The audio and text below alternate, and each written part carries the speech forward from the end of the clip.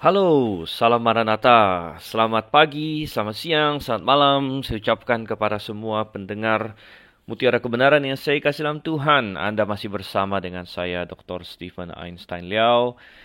Dan saya harap Anda siap untuk mempelajari firman Tuhan pada hari ini. Dan saya sedang duduk di depan komputer saya pada pagi hari yang agak mendung hari ini. Dan namun kita mengucap syukur untuk kasih karunia Tuhan yang telah Tuhan limpahkan pada kita. Apapun kondisi Anda saat ini, saya harap Anda sehat. Tapi kalaupun Anda sedang kurang sehat secara fisik, yang paling penting adalah kesehatan rohani kita. Karena tubuh jasmani kita bisa lemah, itu bisa terjadi karena kita hidup di dunia yang sudah jatuh dalam dosa. Dan kadang-kadang itulah yang membuat kita semakin berharap akan apa yang telah Tuhan janjikan, yaitu tubuh kemuliaan bagi kita suatu hari nanti. Setiap kali saya pribadi sakit misalnya, itu mempertajam kerinduan saya dan membuat saya tidak mengasihi dunia ini sebanyak itu. Dan kadang-kadang Tuhan mengizinkan kesusahan dalam hidup kita, baik itu kesusahan finansial, kesusahan apapun, termasuk sakit penyakit. Kadang-kadang kita mengalami sakit penyakit itu untuk mengingatkan kita bahwa dunia ini memang bukan rumah kita. Tubuh yang sedang kita pakai ini bukan bentuk yang paling indah yang telah Tuhan janjikan bagi kita, melainkan kita menanti-nantikan tubuh kemuliaan, menantikan sorga, menantikan kekekalan sudah kasih Tuhan. Kalau dunia kita ini sudah sempurna, kita tidak lagi menantikan hal-hal itu. Kalau kita tidak pernah mengalami kesusahan di dunia ini, itu akan menumpulkan kerinduan kita akan kekekalan. Kita akan sangat at home, kita akan sangat nyaman di dunia ini. Dan Tuhan tidak mau kita terlalu nyaman di dunia ini, karena dunia ini adalah dunia yang akan lenyap katanya. Oleh karena itu, sungguh indah segala sesuatu bekerja untuk kebaikan bagi orang-orang yang mengasihi Tuhan.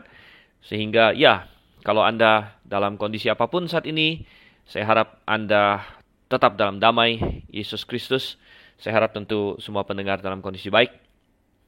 Namun, ada kesempatan bagi kita pada hari ini untuk belajar firman Tuhan, dan itu yang akan kita pakai, kesempatan yang luar biasa. Mutiara Kebenaran, kita akan belajar dari 1 Samuel. Kita sudah sampai di pasalnya yang ke-18. Kalau Anda baru bergabung dengan Mutiara Kebenaran, dalam acara ini kita akan sistematis mempelajari firman Tuhan. Kita sudah mulai banyak tahun yang lalu dari kitab Kejadian, dan target kita adalah menyelesaikan perjanjian lama dari Kejadian sampai dengan Maleaki. Ini satu target yang cukup ambisius, cukup berat juga sebenarnya, karena berdasarkan jadwal saya tidak bisa merekam setiap hari, melainkan kadang-kadang satu minggu saya bisa merekam 2, 3, atau maksimum 4 kali mungkin, itu pun kalau sedang masa liburan. Tapi kalau saya sedang mengajar di Grace International Theological Seminary, kadang-kadang satu minggu saya hanya bisa merekam 1 atau 2 kali saja. Tetapi kita masuk di sini di 1 Samuel pasalnya yang ke-18.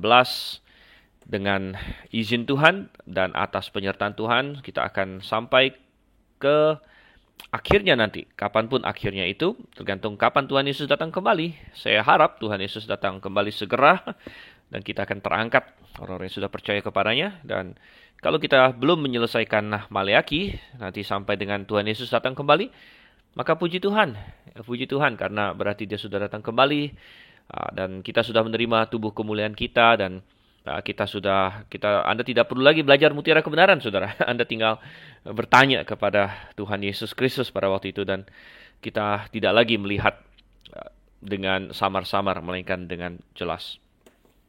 Oke, tapi mari buka Alkitab kita, 1 Samuel 18. Sebelum saat itu adalah tugas dan kewajiban kita untuk memahami dan menggali firman Tuhan sebanyak-banyaknya, untuk membuat kita semakin paham akan Tuhan, dan juga semakin paham akan kebenaran yang Dia ingin kita miliki.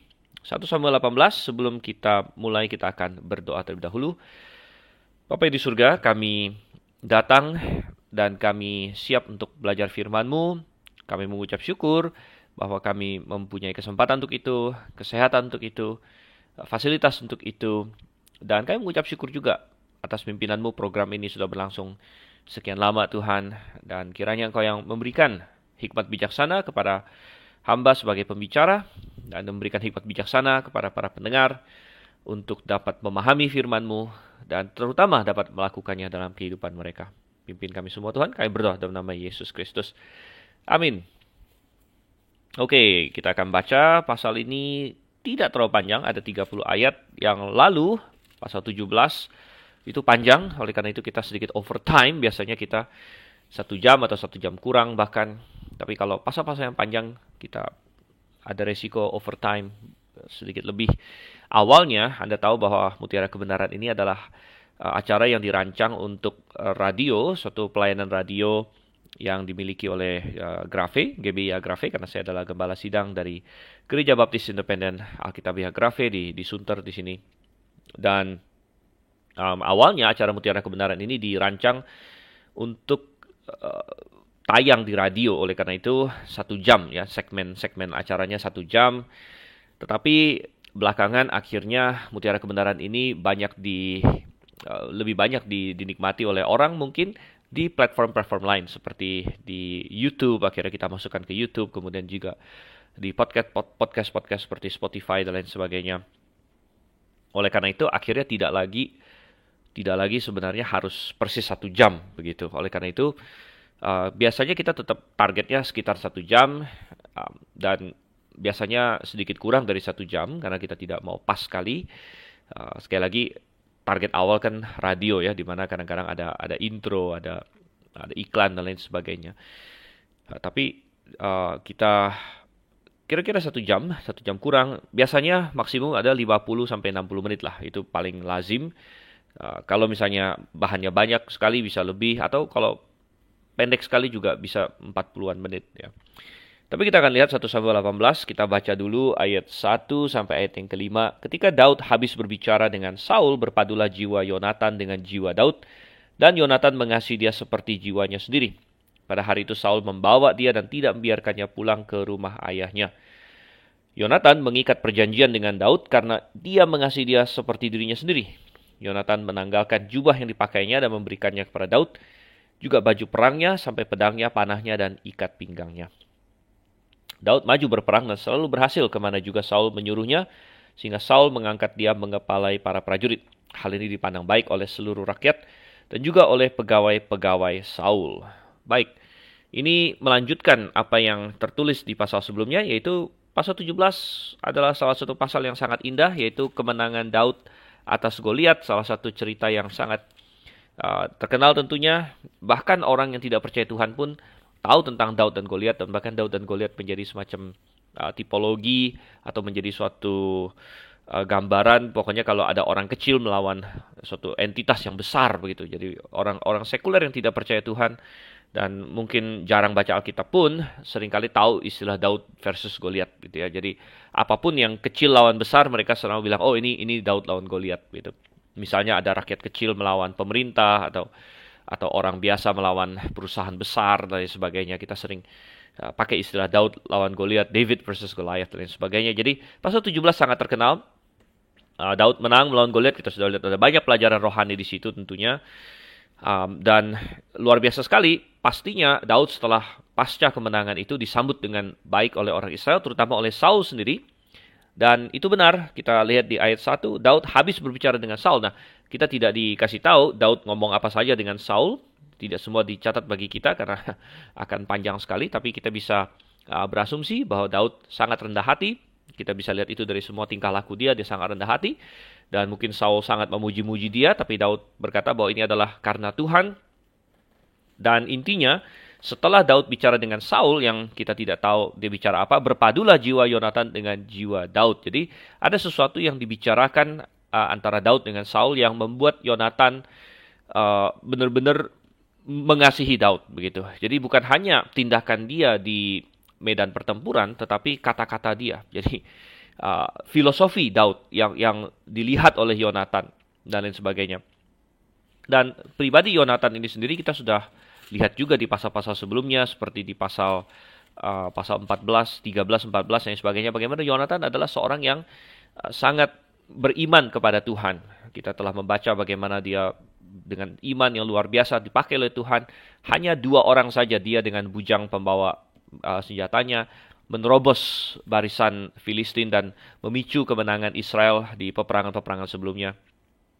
Jadi kita melihat Yonatan adalah seorang yang sangat mengasihi Tuhan juga dan sangat beriman kepada Tuhan. Dan dengan demikian ketika dia mendengar Daud berbicara, yang sekali lagi kita tidak dikasih tahu semua apa yang dibicarakan dengan Saul, tapi kita tidak bisa menyembunyikan ya filosofi kita selamanya ketika kita berbicara, apalagi ketika kita berbicara dengan terus terang ya, bukan secara munafik dibuat-buat segala macam. Ketika kita bicara dengan terus terang, maka filosofi kita akan muncul. Filosofi kita akan muncul, apakah Daud sombong, apakah dia lihat memang hebat saya dan lain sebagainya, atau apakah Daud rendah hati dan dia memuliakan Tuhan. Dan berdasarkan apa yang tertulis di pasal 17 dan apa yang kita tahu tentang Daud, kita yakin bahwa Daud menunjukkan kasihnya kepada Tuhan, menunjukkan betapa dia bergantung sama Tuhan dan lain sebagainya ketika dia berbicara dengan Saul. Dan Yonatan melihat itu dan segera jiwanya begitu tertarik dengan Daud dan begitu melekat pada jiwa Daud, katanya di sini ya. Berpadulah jiwa Yonatan dengan jiwa Daud, dan Yonatan mengasihi dia seperti jiwanya sendiri. Dan ini memperlihatkan kepada kita suatu persahabatan yang luar biasa. Jadi Alkitab, ini adalah salah satu persahabatan dalam Alkitab yang tercatat luar biasa sekali, yaitu persahabatan antara Daud dan Yonatan. Dan ini memperlihatkan kepada kita betapa hubungan yang baik antara dua orang bisa saling membangun satu dengan yang lain. Dan indahnya lagi kita melihat di sini, Yonatan adalah anak raja, dia adalah pangeran, bahkan dia adalah putra mahkota. Dia adalah anak pertamanya Saul, dia adalah seorang pahlawan yang gagah perkasa. Israel sangat respect kepada dia karena dia adalah sumber kemenangan mereka. Bahkan kalau masih ingat di pasal 14 bagaimana Yonatan sempat melanggar sumpah ayahnya Saul, dan Saul sempat mau menghukum Yonatan, tapi rakyat malah membela Yonatan. Jadi Yonatan adalah seorang yang luar biasa, pangeran, seorang bangsawan. Daud adalah bukan siapa-siapa. Pada waktu itu dia bukan siapa-siapa. Walaupun kita tahu dia sudah diurapi menjadi raja, tapi orang lain tidak tahu itu. Dia adalah seorang gembala, seorang dari keluarga yang miskin. Tapi kita melihat bagaimana persahabatan yang sejati bisa mengatasi semua itu. Ya, jadi persahabatan yang sejati menembus batas-batas sosial, batas-batas ekonomi, batas segala jenis batas begini di sini. Dan kita melihat ayat yang kedua, Saul membawa dia dan tidak membiarkannya pulang ke rumah ayahnya. Ya, jadi Daud tidak akan menjadi seorang gembala lagi karena dia memiliki skill dan kemampuan yang jauh lebih berharga bagi bangsa Israel daripada sekedar menjadi seorang gembala. Tapi waktu dia menjadi gembala itu adalah waktu yang sangat-sangat indah. Bahkan itu menjadi basis dari banyak teologinya Daud. Kita bisa melihat di kitab Mazmur ketika dia menulis Mazmur-Mazmur. Banyak hal yang terinspirasi oleh masa-masa dia menjadi gembala. Misalnya Mazmur pasal 23 sudah jelas Tuhan adalah gembalaku. Tetapi juga Mazmur-Mazmur lain seperti Mazmur pasal 8, gitu kan, di mana Daud berbicara, ketika aku melihat langitmu, buatan jarimu, bulan dan bintang-bintang yang kau tempatkan dan sebagainya. Ini sangat terinspirasi saya yakin oleh masa-masa dia menjadi gembala. Dia berbaring di padang, dia menengadah ke langit dan dia melihat indahnya kosmos ciptaan Tuhan dan bintang-bintang dan lain sebagainya. Jadi ada banyak sekali mazmur yang terinspirasi oleh masa dia menjadi gembala. Dan oleh karena itu tidak ada yang percuma, saudara kasih Tuhan. Yang tadi di awal saya katakan segala sesuatu turut bekerja untuk kebaikan bagi orang-orang yang mengasihi Tuhan. Dan kita juga sudah sangat menekankan bahwa Tuhan bisa saja memiliki rencana yang indah dan besar bagi kita. Namun bukanlah tempatnya bagi kita untuk memaksa Tuhan melakukannya sekarang dan lain sebagainya. Tapi baiklah kita setia dalam posisi kita, walaupun posisi kita sekarang rendah dan kita tidak melihat bagaimana Tuhan punya sesuatu yang indah bagi saya, tapi posisi saya sekarang begitu rendah dan sering kita tidak sabar menantikan Tuhan.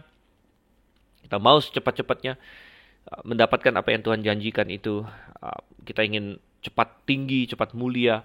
Namun ingat bahwa kesetiaan di dalam hal kecil, kesetiaan di dalam posisi kita yang mungkin masih tidak ada apa-apanya sekarang. Tapi ketika kita setia dalam hal itu, Tuhan akan pada waktunya mengangkat kita. Dan masa-masa kerendahan kita ini bukan gak ada gunanya. Ya, kadang-kadang mungkin Daud bisa saja berpikir, ngapain saya kan sudah diurapi menjadi raja, ngapain saya menghabiskan waktu mengembalakan kambing domba lagi? Ya, bukankah saya lebih baik mentrain diri dalam hal ini dan hal itu dan hal ini dan itu dan hal yang berhubungan dengan raja. memang benar dan Tuhan akan mentrain Daud, akan melatih Daud ya, dalam banyak hal. Tetapi masa dia menjadi gembala, setia menjadi gembala tidak percuma, melainkan akan indah sekali. Dan ketika waktunya tiba, Tuhan yang punya cara, seperti kita lihat di 1 Samuel 18 ayat 2 di sini. Ketika waktunya tiba, Tuhan mengangkat dia. Dia tidak lagi menjadi gembala di sini. Saul tidak biarkan dia pulang ke rumah ayahnya. Saul bahkan menempatkan dia di ayat yang kelima menjadi kepala prajurit. Dan ini suatu kesaksian yang luar biasa, suatu bukti yang luar biasa akan kehebatan Daud. Karena Daud masih sangat muda, kita masih ingat ya, Daud masih sangat muda, masih kemerah-merahan. Tapi sudah menjadi kepala pasukan, kepala prajurit. Itu berarti orang mengakui kemampuan dia. Dan ini adalah salah satu nasihat yang bisa saya berikan kepada orang-orang muda ya, dalam bidang apapun.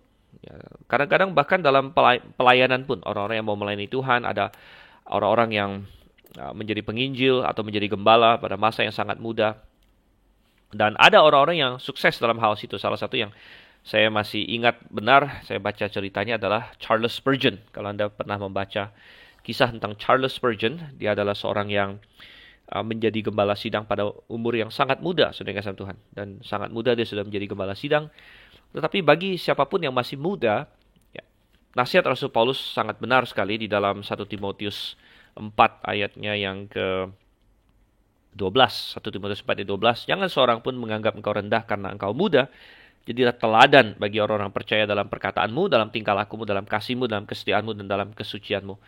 Ada bahaya bagi orang muda. Bahayanya ada dua ya. Bahaya yang pertama adalah terlalu meninggikan diri dan tidak menerima nasihat atau menganggap rendah orang-orang yang sudah tua.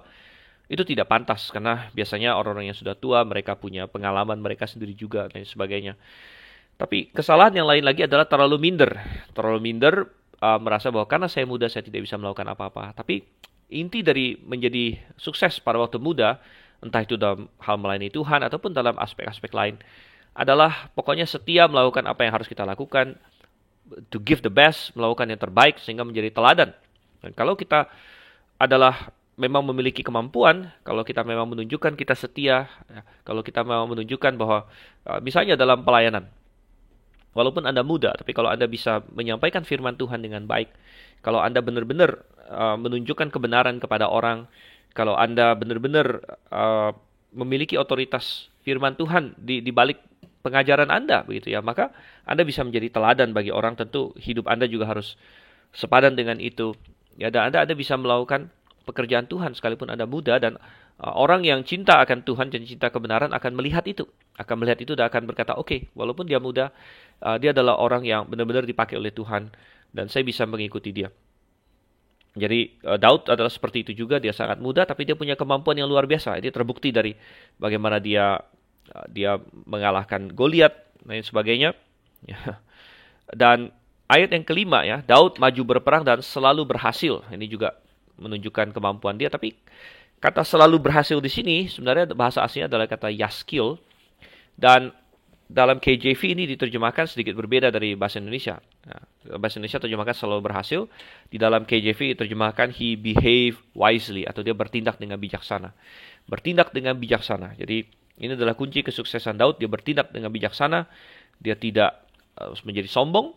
Ya, jadi kesuksesan bisa membuat orang menjadi sombong, tekebur, merasa besar kepala. Dan ini seringkali anak muda jatuh kepada hal seperti itu ya. Apalagi ketika menang melawan seorang yang sangat hebat seperti Goliat, diulu-ulukan dan sebagainya. Apalagi dia sudah pernah diurapi. Wow, bisa saja dia menjadi sangat sombong, merendahkan orang lain. Ini pernah terjadi kepada orang seperti Hagar, masih ingat di dalam kitab Kejadian? Hagar tadinya adalah seorang hamba, tapi ketika dia dinikahi sebagai gundik Abraham, ketika dia akhirnya hamil, dia menganggap rendah nyonyanya, dan itu adalah kesalahan yang sangat besar. Dan itu membuat hubungan dia dengan nyonyanya menjadi rusak dan kacau balau. Akhirnya ya kita tahu ya selanjutnya tidak baik ya bagi Hagar. Ya, tetapi banyak anak muda bisa seperti itu ketika mereka mengalami sedikit kesuksesan, itu membuat mereka menjadi sombong, dan itu tidak boleh demikian. Oke, kembali kepada masalah Daud dan Yonatan. Di ayat 3 dan ayat 4 dikatakan mereka mengikat perjanjian karena dia mengasihi dia seperti dirinya sendiri. Nah, kaum LGBT, karena LGBT adalah wabah di zaman kita sekarang ini, Kadang-kadang mereka membuat klaim-klaim yang nggak benar ya. Salah satu klaim yang mereka buat adalah bahwa Daud dan Yonatan memiliki hubungan seksual di sini. Intinya mereka ingin membuat Daud menjadi seorang homoseksual, seorang gay dengan Yonatan. Ya. Dan ini adalah salah satu taktik mereka. Taktik mereka adalah mencoba untuk membuat orang-orang di zaman dulu, orang terkenal zaman dulu, lalu mereka berkata, oh jangan-jangan orang ini gay, dan lain sebagainya. Ini adalah taktik mereka untuk melegitimasi gerakan mereka yang sebenarnya adalah gerakan yang sangat bertentangan dengan firman Tuhan, sangat sangat tidak natural dan sangat bobrok ya, dan jahat sebenarnya, jahat berdasarkan standar Tuhan gitu. Tidak ada indikasi bahwa Daud dan Yonatan memiliki hubungan seksual sama sekali, saudara-saudara. Itu adalah racun pemikiran kelompok itu, gitu. Dan kadang-kadang mereka berargumen bahwa laki-laki tidak bisa memiliki hubungan yang dekat kalau bukan seksual. Tapi itu adalah kesalahan yang besar bahwa ternyata bisa, begitu ya. Daud memiliki kelemahan terhadap perempuan, bahkan tidak ada indikasi dalam Alkitab bahwa dia homoseksual. Kita tidak berkata Daud adalah seorang yang sempurna. Dia punya kelemahan, bahkan salah satu kelemahan dia adalah perempuan. Dan dia jatuh dalam dosa karena dia berhawa nafsu terhadap perempuan, Batsheba dan lain sebagainya. Jadi ini adalah hasil imajinasi kaum homoseksual saja. Kita melihat di sini bahwa justru mereka memiliki persahabatan yang begitu indah. Mereka mengikat perjanjian satu dengan yang lain untuk saling menjaga. Ya bahkan nanti perjanjian mereka ada hubungan juga dengan anak cucu mereka. Daud berjanji akan take care of anak cucunya Yonatan, dan Yonatan demikian juga kepada anak cucu Daud. Yonatan memberikan jubahnya dan lain sebagainya kepada Daud, mengingat bahwa Daud ini orang miskin ya. Dan dia sudah dimasukkan ke istana, tapi mungkin dia tidak punya pakaian dan lain sebagainya yang pantas, dan Yonatan memberikannya. Dan ini menunjukkan kasih yang luar biasa. Dan ini juga menggarisbawahi sesuatu bahwa kenapa Yonatan dan Daud bisa menjadi teman, sahabat yang begitu dekat satu dengan lain adalah karena mereka sehati dalam banyak hal. Mereka memiliki iman yang sama, gitu. Dan ada suatu pepatah bahwa tunjukkan kepada saya teman-teman dekatmu, teman-teman paling terdekatmu, maka saya akan tahu kamu itu orang yang kira-kira seperti apa. Gitu. Benar, karena ini saya bukan bicara mengenai teman biasa ya, artinya ya kita berteman sih bisa saja berteman dengan semua orang, kita sapa, kita kenal. Tapi teman dekat, ya teman dekat, orang yang benar-benar bagian dari lingkaran dalam kita. Dan seperti apa orang-orang itu akan menunjukkan kita seperti apa. Gitu. Karena ada dua hal yang bermain di sini. Nomor satu adalah kita cenderung untuk menarik orang-orang yang serupa dengan kita. Kalau kita memiliki pandangan yang sama sekali berbeda, kita bisa saja berteman biasa, tapi sulit untuk benar-benar menjadi teman dekat. Kalau misalnya perbedaan ini dalam hal yang serius, yang prinsipil tentunya ya. Saya tidak bicara mengenai misalnya satu suka makan ayam, satu suka makan sapi gitu. Itu non prinsipil. Itu nggak ada prinsipnya. Atau satu suka pakai baju warna merah, satu suka pakai warna baju biru. Itu juga non prinsipil. Tapi dalam hal-hal yang prinsipil, ketika kita berbeda jauh dengan seorang, misalnya dalam hal iman, ya dalam hal ya pandangan tentang dunia dan lain sebagainya, dua orang yang memiliki perbedaan atau tentang kejujuran misalnya, tentang kesetiaan ya, jadi yang satu orang yang setia, yang satu orang yang tidak setia, satu orang jujur, satu orang yang tidak jujur ya, perbedaan yang prinsipil-prinsipil seperti itu, orang yang kita akan cenderung menarik orang yang mirip dengan kita kepada diri kita sendiri. Dan faktor kedua yang bermain adalah orang di sekitar kita akan mempengaruhi kita. Jadi kalau misalnya kita memiliki perbedaan dengan seseorang, tapi kita terus-menerus dekat dengan dia dan lain sebagainya, kita akan terpengaruh. Artinya kita bisa tertarik kepada dia atau dia tertarik kepada posisi kita. Gitu. Karena kita saling pengaruhi orang yang kita dekat dengannya dengan luar biasa, apalagi kalau itu satu kumpulan.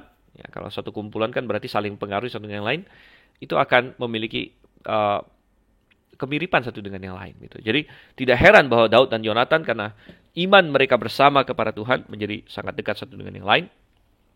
Ada suatu komparasi atau perbandingan. Ingat di pasal 17, Saul pernah meminjamkan baju zirahnya kepada Daud. Tapi Daud tidak bisa bergerak di situ. Baju zirah Saul tidak cocok untuk Daud gitu ya. Dan kita tahu ada alasan fisik tentunya karena baju zirah itu berat dan lain sebagainya. Tapi kalau saya lihat secara sedikit alegoris di sini atau metaforik bahwa Daud tidak cocok dengan bajunya Saul, tapi Daud cocok dengan bajunya Yonatan, ya karena jiwa Saul dan Yonatan berbeda. Ya, Saul adalah seorang yang tidak beriman penuh kepada Tuhan, sedangkan Yonatan orang yang beriman penuh kepada Tuhan. Oleh karena itu, baju dan jubahnya Yonatan rupanya pas dipakai oleh Daud. Ya, tentu ini sedikit alegoris di sini, tapi ini adalah gambaran yang seperti itu. Oke, kita lanjut lagi sekarang ayatnya yang ke-6. Sampai dengan ayat yang ke-9 kita lihat di sini. Tetapi pada waktu mereka pulang, ketika Daud kembali sesudah mengalahkan orang Filistin itu, keluarlah orang-orang perempuan dari segala kota Israel menyongsong Raja Saul sambil menyanyi dan menari-nari dengan memukul rebana, dengan bersukaria dan dengan membunyikan gerincing. Dan perempuan yang menari-nari itu menyanyi berbalas-balasan, katanya, Saul mengalahkan beribu-ribu musuh, tapi Daud berlaksa-laksa. Lalu bangkitlah amarah Saul dengan sangat, dan perkataan itu menyebalkan hatinya, sebab pikirnya, kepada Daud diperhitungkan mereka berlaksa-laksa, tapi kepadaku diperhitungkannya beribu-ribu. Akhir-akhirnya jabatan raja itu pun jatuh kepadanya. Sejak hari itu maka Saul selalu mendengki Daud. Oke. Dan Daud sangat sukses. Dia berhasil memenangkan berbagai pertempuran sebagai prajurit yang diutus oleh Saul. Dan menarik kita lihat di sini bahwa Daud walaupun dia sudah diurapi menjadi raja, kembali dia menunggu waktu Tuhan. Ini adalah sikap yang sangat baik sekali. Dia tidak mengincar posisinya Saul. Dia tidak secara rahasia mencoba untuk memberontak terhadap Saul dan lain sebagainya. Saya jadi teringat salah satu drama yang ditulis oleh Shakespeare. Mungkin bagi Anda yang sebagian tahu ya, Shakespeare adalah pujangga terkenal dari Inggris. Dia menulis banyak sekali drama, Romeo dan Juliet, lain sebagainya yang terkenal. Tapi salah satu drama yang dia tulis judulnya Macbeth ya. Dan Macbeth menceritakan kisah tentang di Scotland sana.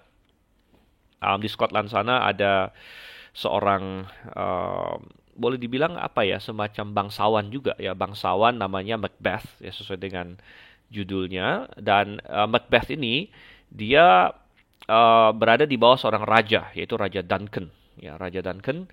Dan Raja Duncan menghadapi pemberontakan. Ada orang yang memberontak kepada dia yang hampir mengalahkan Duncan, tapi Macbeth menjadi bangsawan yang berada di bawah Duncan yang menyelamatkan Duncan mengalahkan si pemberontak ini gitu. Dan Duncan sangat senang dengan si Macbeth, menganugerahi dia titel dan lain sebagainya. Tapi masalah muncul ketika ada semacam kayak nabi-nabi ya, nabiah perempuan yang ketemu dengan si Macbeth ini dan berkata kepada Macbeth bahwa kamu akan menjadi raja. Kamu akan menjadi raja. Gitu. Dan dia kasih tahu kepada Macbeth dan juga kepada istrinya. Dan rupanya ini membuat istri Macbeth terutama, tapi kemudian dipengaruhi juga Macbethnya, untuk jadi banyak pikiran gitu. Bahwa wah, saya sudah dinubuatkan jadi raja, saya sudah dinubuatkan jadi raja. Dan akhirnya suatu ketika Raja Duncan datang ke tempat mereka menginap, akhirnya istri Macbeth mendorong Macbeth untuk membunuh Duncan, untuk menggenapi nubuat itu. Jadi mereka merasa bahwa karena sudah ada nubuat mereka akan menjadi raja, mereka harus proaktif gitu. Mereka harus proaktif untuk membunuh raja yang sekarang dan naik tahta gitu. Ya, tapi berbeda sekali dengan Daud gitu ya.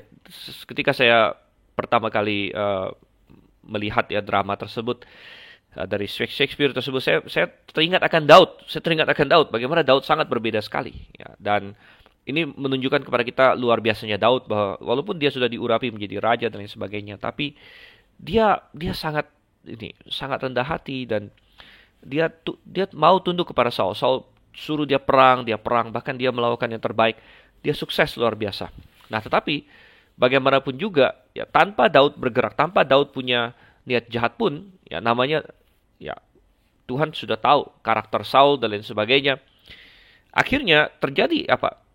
Daud semakin dikenal dan perempuan-perempuan mulai bernyanyi tentang Daud. Nah, wah, ini luar biasa ya. Kalau perempuan-perempuan sudah mulai bernyanyi tentang Anda, wah Anda sudah tahu, Anda sudah terkenal di sini. Tapi nyanyiannya bermasalah rupanya, bermasalah bagi Saul, karena mereka bilang Saul mengalahkan beribu-ribu musuh tapi Daud berlaksa-laksa. Dan ini menyebalkan Saul katanya dengan sangat-sangat. Dan kita sudah melihat karakter Saul adalah karakter yang sangat mendambakan pengakuan eksternal dan pengakuan manusia. Kita masih ingat di pasal 15. Ketika Saul bersalah di hadapan Tuhan, dan Samuel menegur dia. Yang Saul pikirkan, yang Saul paling pentingkan bukan masalah dia harus bertobat, dia harus mencari wajah Tuhan, dia harus berseru kepada Tuhan. Tidak, yang dia pikirkan adalah Samuel harus kembali bersama dia supaya dia tidak direndahkan di hadapan tua-tua bangsa itu, supaya Samuel itu masih kayak hormat sama dia begitu. Jadi kita melihat Saul adalah pribadi yang lebih mementingkan pujian manusia daripada Tuhan, sangat mementingkan eksternalitas. Gitu ya. Kalau di bahasa di kultur Chinese, kultur Tionghoa, kita ada istilah muka gitu, atau mianzi gitu ya. Jadi ini juga apapun pokoknya harus to save face kalau istilah bahasa Inggrisnya. Jadi supaya mukanya itu diselamatkan. Maksudnya muka itu apa ya? Kayak pamor lah, pamor atau kehormatan kita itu harus nomor satu dipertahankan. Nah, sepertinya Saul memiliki konsep seperti itu, ya, dan oleh karena itu ketika dia sepertinya kalah pamor sedikit dari Daud, dia sangat marah. Dia sangat marah, dan ini menunjukkan betapa fragilnya ya, betapa rapuhnya ego dia sebenarnya. Mestinya dia nggak usah pusing gitu, karena nomor satu dia raja, ya, dan Daud juga bawahan dia. Dan kalau bawahan dia hebat, ya dia sebagai raja juga hebat, begitu berarti kan bahwa dia punya bawahan yang begitu hebat gitu. Apalagi Daud adalah seorang yang sangat rendah hati, dan mestinya Saul fine-fine saja sedang sama Tuhan. Tetapi karena ego dia yang begitu rapuh itu, dia tidak bisa sepertinya ada orang yang menyaingi dia sama sekali gitu. Dan bahkan dia mulai berpikir yang tidak-tidak. Dia berkata di ayat yang ke-8, akhirnya jabatan raja itu pun jatuh kepadanya. Dan kenapa Saul bisa berpikir demikian? Dia tidak tahu bahwa Daud sudah diurapi jadi raja. Dia tidak tahu itu. Ya, dan Daud tidak ada kelakuannya yang seperti sudah mau mengklaim menjadi raja. Tapi Saul berpikir demikian adalah karena insekuritas dia sendiri. Ya, karena dalam dirinya sendiri. Karena dia tahu kata-kata Samuel terngiang-ngiang terus di telinganya, bahwa kerajaan itu diambil daripadamu, kerajaan itu diambil daripadamu. Jadi ada hal itu yang terus menghantui dia dan membuat dia melihat poin ini dimanapun juga begitu. Dan ini menunjukkan kepada kita betapa berbahayanya ya pikiran yang demikian seperti itu. Ya, dan sekali lagi, seringkali kelemahan diri kita sendiri membuat kita mendengki kepada orang lain. Ini yang dikatakan di ayat 9. Sejak hari itu Saul selalu mendengki kepada Daud. Ini adalah dosa yang sangat jelek ya, karena ketika kita mendengki orang lain, kita tidak suka dia maju ya, dan ini adalah dosa yang berakarkan pada kesombongan yang luar biasa, cinta akan diri sendiri. Dan Saul mendengki, dan itu kadang-kadang digarisbawahi juga oleh insekuritas diri sendiri. Mungkin Saul selalu berpikir-pikir, kenapa waktu itu saya tidak berani melawan Goliat, gitu kan? Dan itu menghantui dirinya. Gitu. Padahal mestinya berdasarkan ukuran, kita tahu bahwa Saul orang yang satu kepala di atas semua yang lain. Jadi Goliat tinggi besar, mestinya lawannya yang tinggi besar juga di Israel, yaitu Saul mestinya. Tapi Saul tidak berani pada waktu itu kan. Dan itu menghantui dia dan menimbulkan insekuritas. Ya, rasa tidak adekuat, rasa rendah diri, tapi dia tidak mau mengakuinya, sehingga itu dimanifestasikan dengan dengki dan benci kepada orang yang dianggap menjadi ancaman bagi dirinya, yaitu Daud di sini. Oke, kita lihat ayat yang 10 sampai dengan ayatnya yang ke-12 di sini ya. Keesokan harinya, roh jahat yang daripada Allah itu berkuasa atas Saul, sehingga ia kerasukan di tengah-tengah rumah. Sedang Daud main kecapi seperti sehari-hari. Adapun Saul ada tombak di tangannya. Saul melemparkan tombak itu karena pikirnya, baiklah aku menancapkan Daud ke dinding. Tapi Daud mengelakkannya sampai 2 kali. Saul menjadi takut kepada Daud karena Tuhan menyertai Daud. Sedang daripada Saul ia telah undur. Ya, jadi kita melihat di sini bahwa roh jahat ya bekerja pada diri Saul. Nah, roh jahat ini dikatakan daripada Allah. Ini sudah kita singgung di pasal yang ke-16 kalau saya tidak salah. Pokoknya sudah kita bahas kenapa disebut roh jahat dari Allah. Bukan karena Tuhan menciptakan roh yang dari sananya jahat, bukan. Tuhan tidak. Semua yang Tuhan ciptakan itu baik. Tetapi Tuhan menciptakan sesuatu yang baik dan memiliki kehendak bebas. Dan kehendak bebas itu artinya malaikat dan manusia yang Tuhan ciptakan, walaupun diciptakan baik termasuk manusia, punya kemampuan untuk memilih apakah dia mau menentang Tuhan ataukah dia mau mengasihi Tuhan. Dan sebagian memilih untuk menentang Tuhan, termasuk sebagian malaikat, itulah roh-roh jahat. Dan roh jahat itu diciptakan oleh Tuhan, tapi bukan sudah jahat waktu diciptakan dalam kondisi baik, ya, tapi dia memilih untuk menjadi jahat, dan Tuhan mengizinkan roh jahat ini. Jadi roh jahat yang daripada Allah memperlihatkan perizinan Tuhan bahwa roh jahat itu bekerja pada diri Saul. Tapi kita harus paham bahwa kalau Saul bukan sudah punya dengki dan sudah punya kebencian dan sudah punya banyak hal dalam hatinya yang nggak benar, roh jahat juga tidak punya bahan untuk bekerja, begitu. Dia tidak punya bahan untuk bekerja. Dan roh jahat sangat ingin bekerja pada manusia. Ya, kita sudah pernah coba, kita sudah pernah lihat maksudnya. Misalnya pada diri Ayub. Ya. Nah, Ayub juga Tuhan mengizinkan roh jahat. Jadi, iblis yang menyerang Ayub bisa juga kita katakan roh jahat dari Tuhan. Ya, tapi dalam pengertian izin, seperti yang kita baca di kitab Ayub. Bahwa iblis berjalan-jalan, dia ketemu Ayub, Tuhan bilang, kamu sudah lihat Ayub belum? Dan iblis bilang, coba izinkan aku begini. Tuhan bilang, oke, aku izinkan. Dan iblis bekerja pada Ayub, tapi karena tidak ada bahannya pada diri Ayub, Ayub tidak punya kebencian kepada siapa-siapa, Ayub tidak punya kebencian kepada Tuhan, sehingga Ayub tidak mempan dikerjain oleh iblis, itulah gitu. Dan Saul sebaliknya di sini, dalam hatinya sudah ada kedengkian, kebencian, dia sudah orang yang tidak taat sama Tuhan, dia tidak memiliki iman yang teguh, sehingga ada banyak materi bagi iblis untuk bekerja di sini. Dan ini kita harus bertanya kepada diri kita sendiri, bagaimana dengan diri saya? Ya, kalau iblis bekerja pada diri saya, roh jahat bekerja pada diri saya, apakah dia akan menemukan banyak materi untuk bekerja gitu? Dan kalau dia menemukan kondisi hati kita yang sedemikian, maka sangat gampang bagi dia untuk menggoda kita untuk melakukan banyak hal yang salah. Dan di sini kita melihat roh jahat ini ya bekerja pada diri Saul, dan akhirnya apa ya, dia sampai akhirnya terbersih untuk membunuh Daud, sudah ngasih Tuhan, membunuh Daud. Dan Daud sedang main kecapi seperti sehari-hari, dan biasanya kecapi musiknya Daud itu bisa menenangkan Saul. Ya, tapi tidak kali ini. Saul menegaskan hati, mengeraskan hati untuk tidak menerima pelayanan dari Daud. Begitu, dia menutup telinganya secara metaforik, ya. Menutup telinganya kepada musik atau pengaruh Daud, dan dia melempar ke tombak itu untuk membunuh Daud, sudah kasih Tuhan. Ya, dan respon Daud luar biasa. Daud mengelak, katanya. Daud mengelak. Nah, banyak orang yang kalau dilempar tombak, ya mungkin akan ambil tombak itu dan lempar kembali lagi. Ya, saya yakin banyak orang seperti itu. Wow, kamu coba bunuh saya, ya udah saya coba bunuh kamu, gitu ya. Saya dibenarkan untuk lempar tombak itu balik, ya. Tapi Daud tidak melakukannya. Sekali lagi dia menunjukkan dia memiliki respek kepada Saul. Sebenarnya Daud adalah salah satu orang yang paling mengasihi Saul sepanjang hidupnya, dan dia respek kepada Saul sebagai raja, sebagai orang yang diurapi, ya. Dan dia tidak, bahkan dikatakan dia mengelak 2 kali. Nah, ini juga agak gila dalam tanda kutip, ya. Karena apa?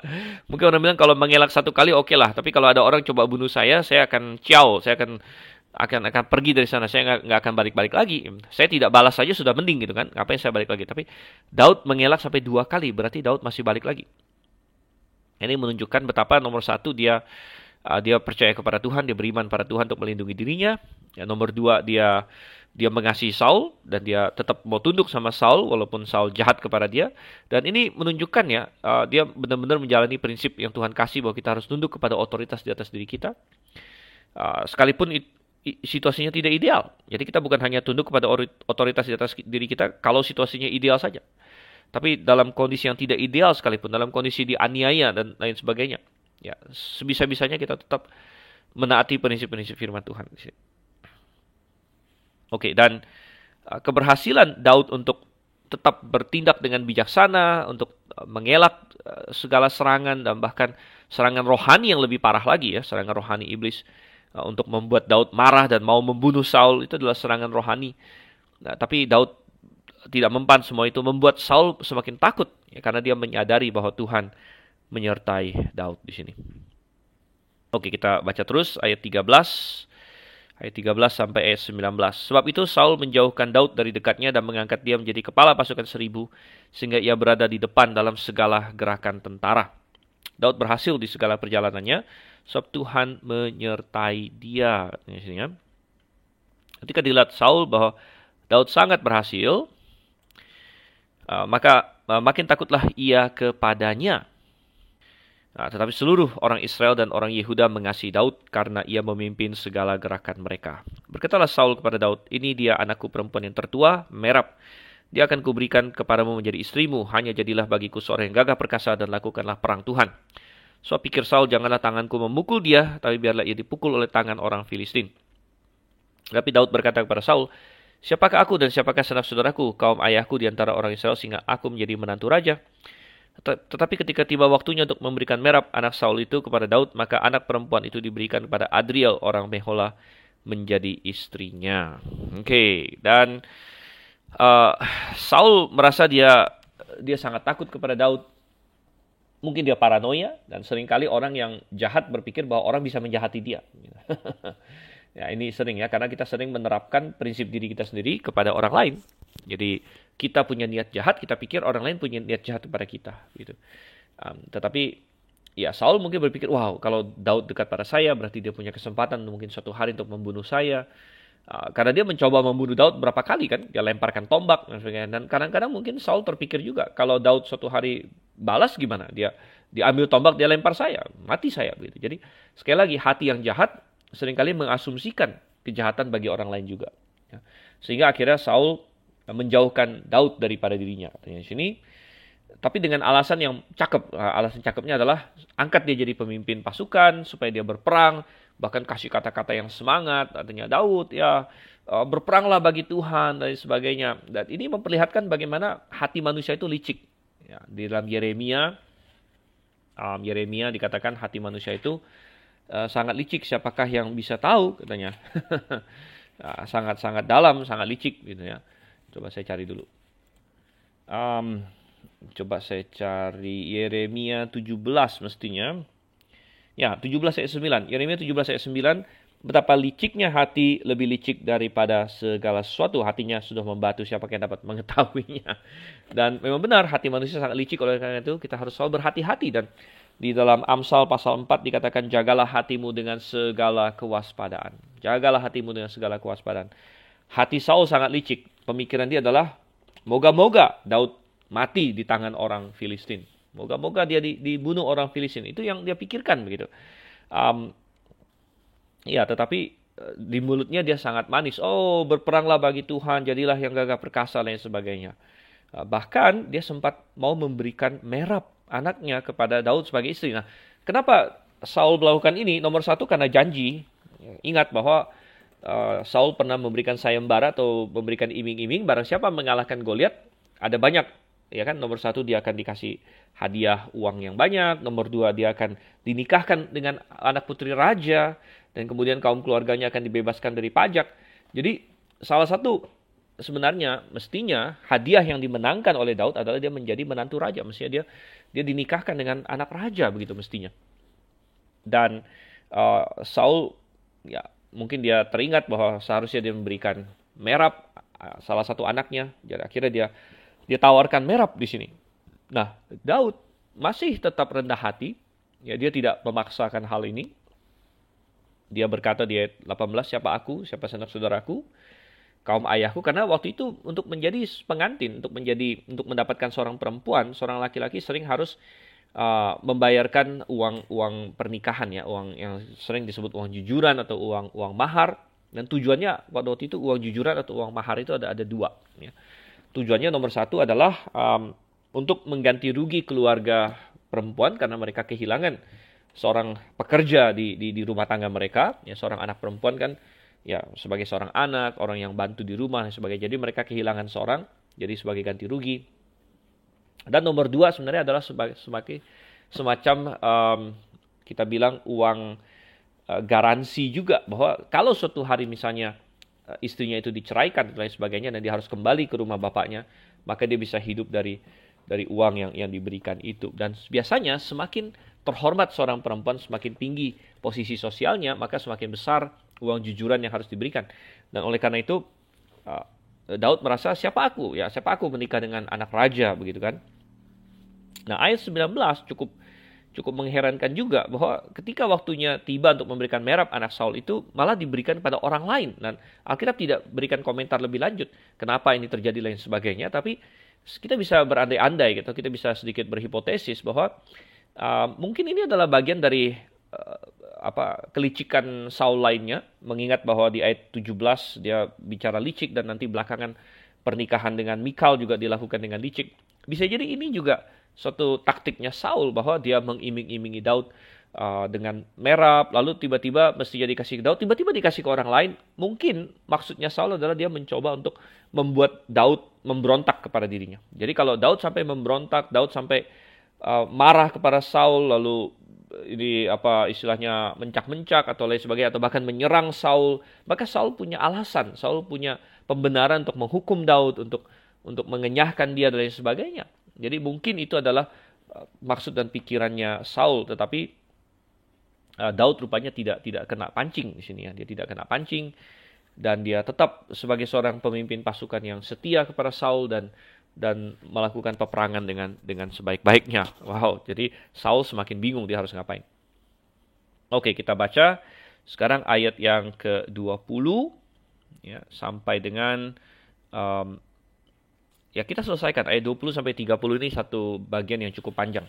Tetapi Mikal, anak perempuan Saul, jatuh cinta kepada Daud. Ketika hal itu diberitahukan kepada Saul, maka ia pun menyetujuinya. Sebab pikir Saul, baiklah Mikal kuberikan kepadanya, biarlah ia menjadi jerat bagi Daud, dan biarlah tangan orang Filistin memukul dia. Lalu berkatalah Saul kepada Daud untuk kedua kalinya, pada hari ini engkau boleh menjadi menantuku. Lagi Saul memerintahkan kepada para pegawainya, katakanlah kepada Daud dengan diam-diam, demikian, sesungguhnya raja suka kepadamu, dan para pegawainya mengasihi engkau, maka sebab itu jadilah engkau menantu raja. Lalu para pegawai Saul menyampaikan perkataan itu kepada Daud, tetapi Daud menjawab, perkara ringankah pada pemandanganmu menjadi menantu raja? Bukankah aku seorang yang miskin dan rendah? Para pegawai Saul memberitahukan pada raja, katanya, demikianlah jawab yang diberikan Daud. Kemudian berkatalah Saul, beginilah kamu katakan kepada Daud, raja tidak menghendaki mas kawin, selain dari 100 kulit katan orang Filistin sebagai pembalasan kepada musuh raja. Saul bermaksud untuk menjatuhkan Daud dengan perantaran orang Filistin. Ketika para pegawainya memberitahukan perkataan itu kepada Daud, maka setujulah Daud menjadi menantu raja. Waktunya belum genap. Tetapi Daud sudah bersiap, ia pergi dengan orang-orangnya dan menewaskan dari orang Filistin itu 200 orang serta membawa kulit katan mereka, dan dalam jumlah yang genap diberikan merekalah semuanya itu kepada raja supaya Daud menjadi menantu raja. Kemudian Saul memberikan Mikal anaknya kepadanya menjadi istrinya. Lalu mengertilah Saul dan taulah ia bahwa Tuhan menyertai Daud dan bahwa seluruh orang Israel mengasihi Daud. Maka makin takutlah Saul kepada Daud. Saul tetap menjadi musuh Daud seumur hidupnya. Apabila raja-raja orang Filistin maju berperang, setiap kali mereka maju berperang maka Daud lebih berhasil dari semua pegawai Saul sehingga namanya sangat masyhur. Oke, dan terjadilah bahwa Mikal ini rupanya anaknya Saul, ya, anak perempuan Saul yang lebih muda daripada Merab. Merab adalah anak perempuan dia yang pertama, Mikal lebih muda, dan Mikal jatuh cinta kepada Daud begitu ya. Dan di satu sisi kita bisa beranggapan ini bukan hal yang mengherankan, ya, karena Daud, bayangkan dia masih muda, dari segi perawakan dia baik, gitu. Dikatakan Daud adalah orang yang perawakannya cakep istilahnya, ganteng begitu. Dan dari segi kemampuan kita sudah melihat bagaimana Daud sampai dinyanyikan oleh perempuan-perempuan dan dia seorang pahlawan yang gagah perkasa. Dan kita bisa membayangkan seorang perempuan muda jatuh cinta kepada laki-laki seperti ini. Jadi di satu sisi ini bukan hal yang mengherankan begitu. Tapi di sisi lain kalau kita mempelajari lebih lanjut hidup pernikahannya Mikal Mikal dan Daud, kita juga bisa melihat bahwa ini akhirnya menjadi suatu pernikahan yang tragis, dan jatuh cinta saja tidak cukup. Kadang-kadang banyak orang muda hari ini berpikir bahwa yang penting untuk sukses adalah saya jatuh cinta sama dia. Saya jatuh cinta sama dia, dia jatuh cinta sama saya. Tapi saudara kasih Tuhan rupanya tidak hanya demikian saja ya. Tetapi ada prinsip-prinsip pernikahan yang kita harus paham. Ada struktur rumah tangga yang harus kita paham. Ya, masing-masing suami harus melakukan tugasnya sebagai suami dan istri melakukan tugasnya sebagai istri.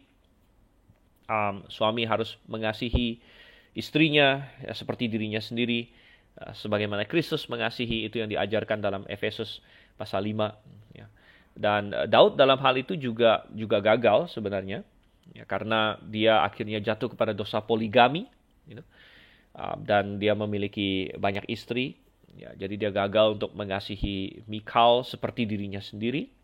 Ya, um, ya walaupun belakangan nanti kita tahu Mikal sempat diberikan menjadi istri orang lain juga. Gitu.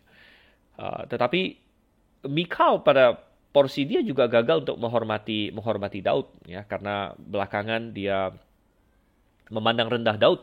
Ya, ketika Daud nanti di 2 Samuel, ketika mengantar tabut perjanjian masuk ke Yerusalem, ya Mikal memandang dia rendah dan bahkan memarahi dia dan lain sebagainya, yang bukan pada tempatnya, ya bukan seperti itu mestinya seorang istri berlaku kepada suaminya. Dan ingat bahwa Alkitab seringkali hanya mencatat insiden-insiden, ya, tapi insiden-insiden ini biasanya menggambarkan sikap yang lebih besar atau sikap yang sehari-hari gitu. Kita tidak dikasih tahu Mikal sikap sehari-harinya seperti bagaimana terhadap Daud gitu. Ya, tetapi satu insiden itu menunjukkan atau bisa dibilang mewakili sikap dia seumur hidupnya. Dan barangkali Mikal tetap bagaimanapun merasa dia adalah putri raja, sedangkan Daud ini kan seorang rakyat biasa yang diangkat statusnya gara-gara menikah dengan dia. Dan oleh karena itu dia menjadi kurang respect kepada Daud dan lain sebagainya. Tapi intinya ya keduanya melakukan kesalahan dan akhirnya pernikahan mereka tidak sukses sebenarnya, dikatakan demikian ya. Dan kita juga harus paham bahwa ketika Mikal jatuh cinta kepada Daud, dia jatuh cinta kepada Daud yang adalah hasil imajinasi dia. Nah, ini yang kadang-kadang anak muda harus sangat berhati-hati ya. Dia jatuh cinta mungkin kepada perawakan Daud. Ya, dia jatuh cinta kepada apa ya, kehebatan Daud, artinya ketenaran Daud boleh dibilang gitu. Tapi dia tidak jatuh cinta kepada karakter Daud. Nah, ini yang sangat penting. Oleh karena itu, jauh lebih penting bagi seseorang untuk mengevaluasi bagi orang muda, calon pasangan kita adalah karakter dia gitu. Banyak sekali anak muda, apalagi kalau laki-laki, kalau jatuh cinta pada perempuan, yang dilihat pertama adalah fisiknya, tampangnya seperti apa ya. Dan walaupun ketertarikan fisik ada porsinya, tentunya ada porsinya dalam pernikahan, ya. Tapi bukan itu juga yang mestinya utama, ya. Jadi Mikal mungkin jatuh cinta pada Daud di sini, mungkin karena Daud ganteng satu, dan nomor 2 adalah karena dia melihat Daud hebat dalam berperang.